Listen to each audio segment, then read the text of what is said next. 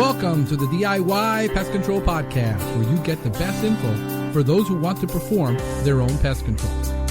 The DIY Pest Control Podcast is brought to you by Nature Pest. Nature Pest has been providing the finest in commercial and residential integrated pest management for structural, lawns, trees, shrubs, and mosquitoes with better control and less contamination at an affordable price. For more info, visit us at naturepest.com.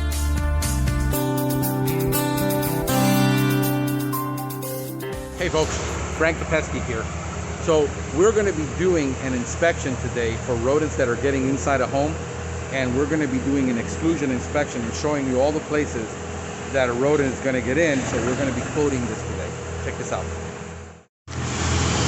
We're going to look at around the property on several different locations, on the top, all over here, and then around the roof line to determine how the rats are getting into this property. But there's an air conditioning hose here, looks like, for a small air conditioner.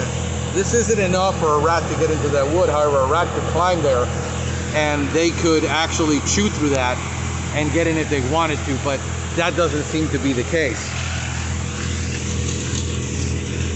That's enough right there for a mice to get in. And if this was textured and they could, here's the opening of the exhaust vent, and you can see it's really old, and they could actually get in there. That's big enough. It's clogged, it's old. It should probably get repaired or replaced. But we got a crawl space, and we got to inspect all of these vents. This isn't getting any ventilation. You could have a mold and moisture problem because there is no ventilation. This house was built in the 50s, and since it was built in the 50s, now we're talking a 70-year-old house, and there's no ventilation for the last probably 10, 15 years. They painted all over this. Looking at the electrical, that's not going to be likely. Okay, so now here's the problem. There it is right there. That's how your rodents are getting in. 99 out of 100, that's going to be a problem. They've had a rodent problem before because they got stations. Now, the problem you have here is you have a station that's not approved for exterior. It needs to have a weight on it at the bottom. And we're going to show you what that one looks like. This is the problem with people being able to buy rodenticide online, being able to buy rodent stations. They won't spend the $20, $30 for the good station. They'll spend $9 on this, put it outside. And here's what happens. The rodenticide is inside. In this heat, that rodenticide could split, break. The rodents could tear it apart, and then a child comes and does this and shakes the rodent out, or the pet plays with the box, is able to lift it and shake out the rodenticide, and then this is how we end up with rodenticide poisoning. And this is why it was removed from the market for a lot of people. This is why nobody's allowed to get it in small quantities anymore, because of the risk, because of things like this that get done. Not a good idea. See, there's one upside down. This is exactly what I'm talking about. We're gonna have to get up there, but that's possibly a good entry point if it's exposed. We would have to get up there and take a look with the ladder.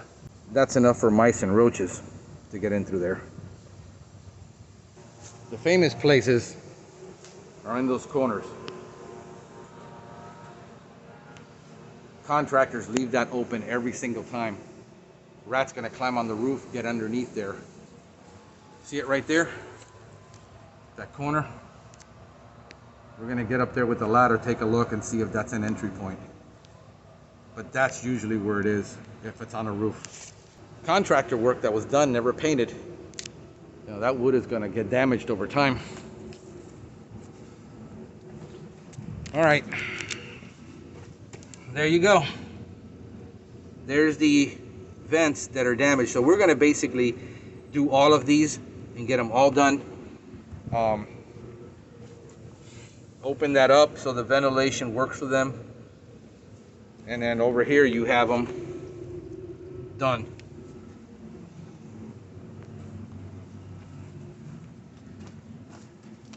Look how this was originally above ground. The root system This has to be excavated now. Let me shorten this up. Originally, this was above ground. Over years of landscaping, it's covered it up. You got roots going inside now. So that needs to be excavated in order to put the vents in.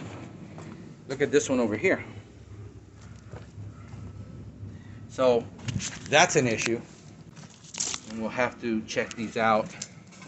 Here's how they're getting into the garage. They ate through there. So that has to be repaired to stop them from going into the garage. Sheet metal will probably be, but that's going to be your number one way they get in. This one's above the garage. So we're going to get on this corner here, always the case. And there's the opening. I don't know if he can get in there or not. I have no way of knowing that unless I put a camera through there. Is there rub marks? There's no indication, no rubs. But I've seen it before where we could stick a probe camera in there and look and see if there's an entry. But that's most likely a possible entry. Okay, we're on the other side. And you got the same problem.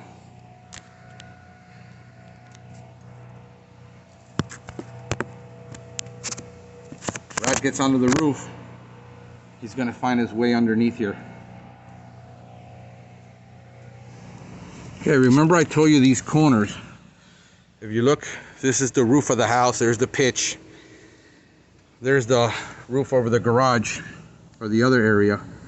And then look in there. There's how they're getting in. Why? The contractor is never going to seal this because the contractor says water is never going to get under here. The water's going to fall down and fall this way. Water's never going to travel up there.